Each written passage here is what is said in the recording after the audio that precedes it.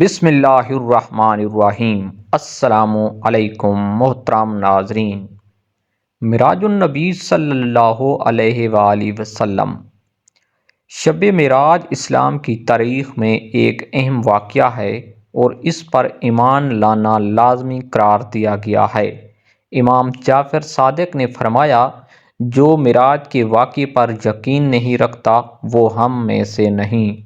قرآن حکیم میں بھی اس مقدس رات کا ذکر آیا ہے، جس میں واضح طور پر لکھا گیا ہے، ماہ رجب کی 27 تاریخ کو اللہ تعالیٰ نے حضرت جبرائیل علیہ السلام کو حضرت محمد مصطفیٰ صلی اللہ علیہ وآلہ وسلم کے پاس بھیجا، انہیں ساتوں آسمانوں کی سیر کے لیے، اور قرآن حکیم میں اس بابرکت سفر کو معراج کا نام دیا۔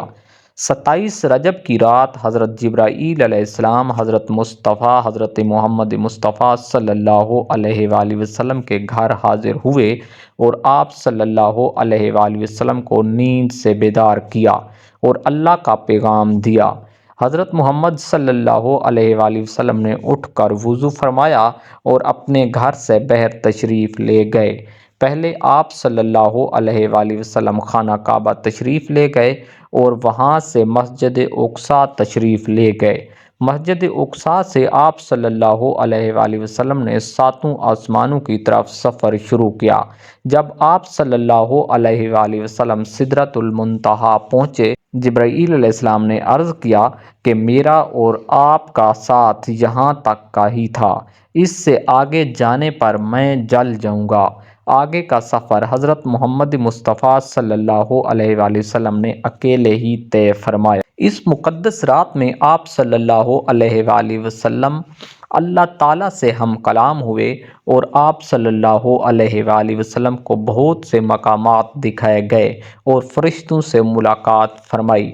آپ صلی اللہ علیہ وآلہ وسلم نے سب کو نماز پڑھائی۔ اس رات آپ صلی اللہ علیہ وآلہ وسلم کو جنت اور دوزخ بھی دکھائے گئے۔ آپ صلی اللہ علیہ وآلہ وسلم نے طرح طرح کی سزا میں مبتلا لوگوں کو دیکھا۔ اس رات امت محمدی کو 5 نمازوں کا تحفہ دیا گیا اور ساتھ ہی ان 5 نمازوں کی ادائیگی کے بدلے میں 50 نمازوں کے ثواب کی بشارت سنائی گئی۔ 27 کی بابرکت رات میں آپ صلی اللہ علیہ وآلہ وسلم نے بہت عبادت کی اور سارا دن روزے میں رہے۔ اس دن کی عبادت کو بہت زیادہ درجہ دیا گیا ہے۔ شب معراج پر یقین رکھنا ایمان کا حصہ ہے۔ معجزات۔